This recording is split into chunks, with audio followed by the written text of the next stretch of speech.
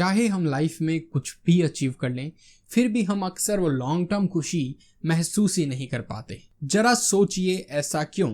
अगर हम इसके रूट कॉज के बारे में सोचें तो हम पाएंगे कि इसका मेन रीजन है वरी, आने वाले फ्यूचर की चिंता। लाइफ में हर छोटी बड़ी चीज की चिंता, सुबह से लेकर शाम तक न जाने कितनी सारी चीजों की चिंता। आजकल के प्रेजेंट सिनेरियो में तो मानो वरी हमारी लाइफस्टाइल का हिस्सा ही बन गई है। तो क्या आप जानना चाहेंगे एक ऐसा मैजिकल फॉर्मूला जो आपकी सभी चिंताओं को दूर कर दे? अगर हाँ, तो आप बिल्कुल सही वीडियो देख रहे हैं। आज मैं आपको बताऊंगा सभी चिंताओं को दूर करने वाली एक ऐसी टेक्निक जो हमारी साइकोलॉजी पर बेस्ड है। ये बहुत सिंपल और प्रभावशाली है, और इसकी खास बात यह है कि यह हर सिचुएशन और प्रॉब्लम के लिए इफेक्टिव है। देखिए, ये 3 स्टेप फॉर्मूला है जिसका वर्णन डेल कार्नेगी की एक classic self help book how to stop worrying and start living में किया गया है।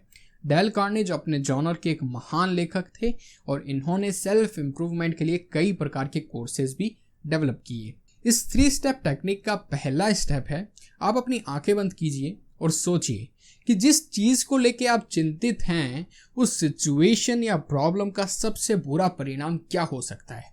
बिल्कुल ईमानदारी और निडरता से सोचिए कि आखिर क्या हो सकता है सबसे खराब आउटकम। क्या आपकी जॉब चली जाएगी? क्या आप परीक्षा या इंटरव्यू में फेल हो जाएंगे? क्या आपको पैसों का लॉस होगा? क्या आप अपने रिलेशनशिप्स को खो देंगे?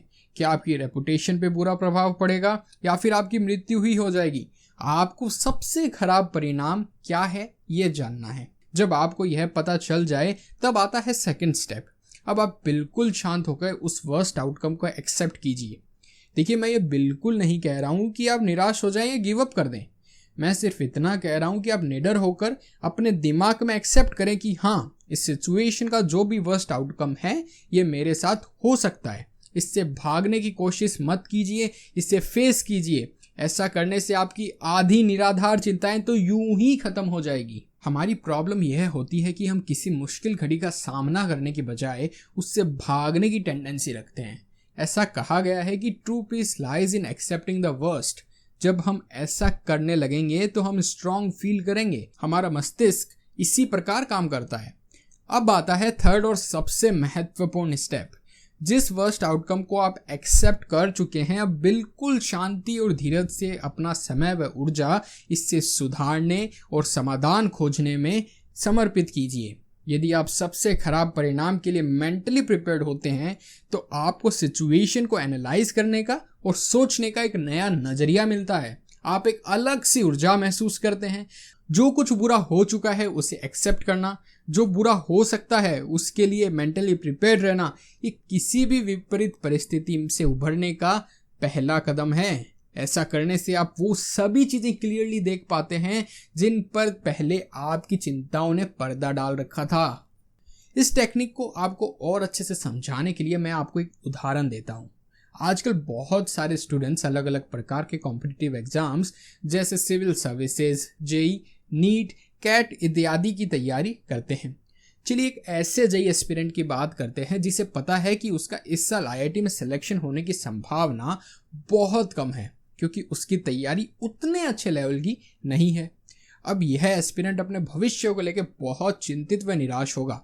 इसके लिए वह अपना ध्यान पढ़ाई पर केंद्रित नहीं कर पाएगा और अपने हाथ में जो परीक्षा तक का समय बचा हुआ है उसे भी बर्बाद कर देगा। इस तरह तो उसका फेल होना तय ही है। परंतु यही एस्पिरेंट यह सोचे कि उसकी सिचुएशन का सबसे खराब आउटकम क्या हो सकता है। यही कि इस साल उसका आईआईटी में सिलेक्शन ना हो या कोई अच्छी कॉलेज में एडमिशन ना मिले। अब बिना पैनिक किए इसे एक्सेप्ट करे और यह भी सोचे कि उसकी काबिलियत में कमी नहीं है, सिर्फ अभी तक अच्छी तैयारी नहीं होने की वजह से उसे परेशानी हो रही है। अब इसके बारे में अधिक सोचे बिना अपना ध्यान केंद्रित कर अपनी ऊर्जा को इसके समाधान में लगाए, जो कि परीक्षा की तैयारी है। हो सकता है उसका सिलेक्शन किसी अच्छी एनआईटी या अच्छे कॉलेज में हो जाए। अगर ऐसा नहीं भी हुआ तो हो सकता है उसकी ठीक ठाक रैंक आ जाए। इससे जब वह 1 साल ड्रॉप करेगा तब उसे कॉन्फिडेंस रहेगा कि उसे अपनी रैंक बस थोड़ी सी इंप्रूव करनी है। देखिए, हमारे पास सीमित ऊर्जा होती है। कहा जाता है कि wherever mind goes energy flows. तो यदि आप चिंता करेंगे तो आपकी ऊर्जा उसी में व्यर्थ हो जाएगी और आप समाधान देख ही नहीं पाएंगे। एक रिसर्च के अनुसार 97% चीज़ें जिनकी वजह से हम चिंता में रहते हैं वह वास्तविकता में होती ही नहीं है। कहा गया है, if it can be solved then there is no need to worry and if it can not be solved then there is no use of worrying. इसीलिए इस टेक्निक को अपनाकर आप अपनी चिंताओं से लड़िए और उन्हें हरा दीजिए। ऐसा करने से आपकी लाइफ खुशहाल होगी और साथ ही अपनी समस्याओं के समाधान के लिए आप बेहतरीन और प्रोडक्टिव अप्रोच ला पाएंगे। डेल कार्नेगी द्वारा लिखी गई ये किताब मैं आप सबको रिकमेंड करना चाहूँगा। ये अपने जॉनर की एक बहुत अच्छी बुक है।